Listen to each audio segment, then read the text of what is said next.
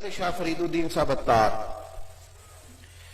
صرف وہ صوفی نہیں، وہ صوفیاء کا تعارف کرانے والے، ان کی تذکرۃ الاولیاء ہمیں صوفیاء کے دروازوں تک لے جاتی ہے۔ شاہ فرید الدین عطار فرماتے ہیں میں توبہ کرنے سے پہلے بہت بڑا عطار تھا، عطر کا کاروبار کرتا تھا۔ عطر کا کاروبار بڑا مہنگا کاروبار ہے، ایک تو وہ ہے نا جو غریب لوگ خوشبو لگاتے ہیں، اور ایک بڑا اونچا چلا جاتا ہے، یہ باقاعدہ خرچہ ہے، یہ باقاعدہ خرچہ ہے۔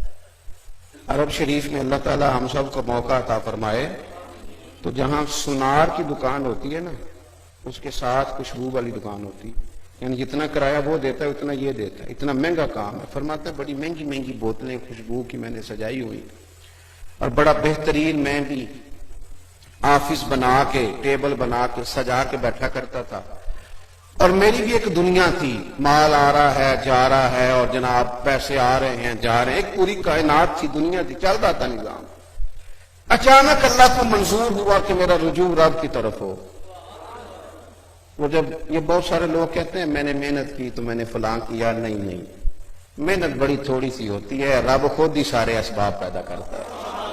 میری طرح کے بہت سارے لوگ ہیں وہ کہانیاں سنائیں کہ ہم نے محنت کی تو ان کی اپنی مرضی ہے، ورنہ یہ تو ان کا کرم ہے کہ روک ان کا ادھر ہے، کرم سے زیادہ کچھ نہیں۔ محنتوں سے کام چلتا تو بڑے بڑے محنت کرنے والے لوگ، یہ تو خدا کا فضل ہے، وہ انتخاب کر لیتا ہے، اور کسی وقت یہ انتخاب بطور آزمائش بھی ہوتا ہے کہ اس بندے کو کچھ عزت دے دی، اب یہ کہاں کھڑا ہوتا ہے، کیا بولتا ہے، کیا سوچتا ہے۔ دوستو حضرت شاہ فرید الدین فرماتے ہیں اللہ کا ارادہ کرم ہوا کہ میرا رجوع رب کی طرف ہو، تو ایک بزرگ آ گئے سودا خریدنے، سودا لینے کے لیے بازار گئے ہم، اور ہاتھ اس کے بکے جس کے خریدار گئے ہم۔ وہ سودا لینے کے لیے آ گئے، انہوں نے نا 2 4 5 بوتلیں دیکھی خوشبو کی، تو میں ایک اچھا سیل مین تھا، بزنس مین تھا، میں نے کہا بابا جی کو خاص چیز چاہیے، میں نے کہا بابا کو خاص چیز چاہیے، تو بابا جی کہنے لگے نہیں، تو کہا بیٹے بابا جی کیا دیکھ رہے ہیں، میرے پاس اور بھی سامان ہے دکھاتا ہوں، آپ بتائیں۔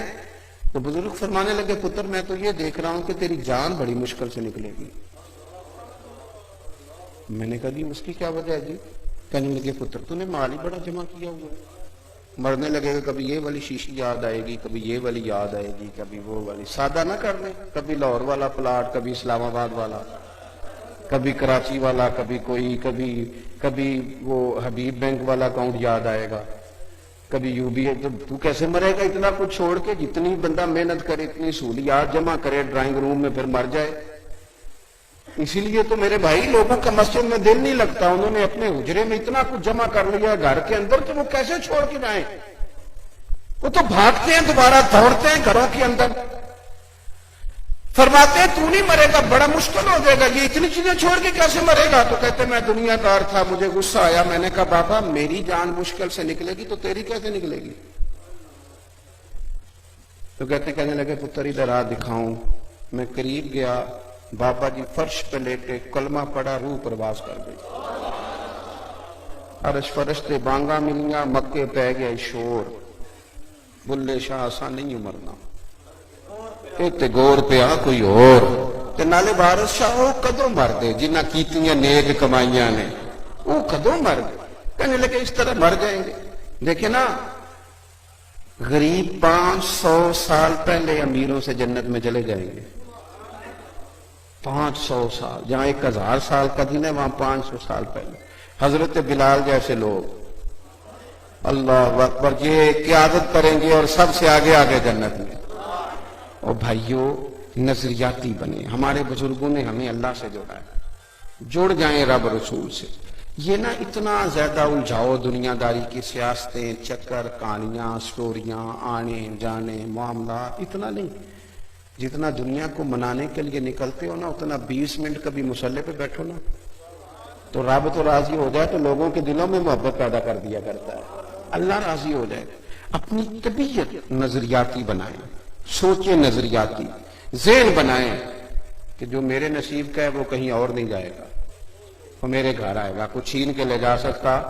ذہن بنائیں کہ ہم نے سارا کچھ یہی نہیں کرنا، ہمارے لیے ہمارے رب نے جنت میں بڑے بڑے مکانات تیار کیے، بڑے بڑے۔ اور حضور نے پتا کیا فرمایا، پنجابی چاقیدہ ہے تو کدی سوچیا بھی نہیں ہوگا، کہتے ہیں نا تم سوچے ابھی حضور کیا فرماتے ہیں، بخاری مسلم ہے، فرمایا رب نے تمہارے لیے جنت میں وہ نعمتیں تیار کی نہ کسی آنکھ نے دیکھی، نہ کسی کان نے سنی، نہ تمہارے دل پر کبھی خیال ہی گزرا ہوگا۔ رب وہ شانیں تمہیں جنت میں عطا کرے گا، من چاہی مرادیں۔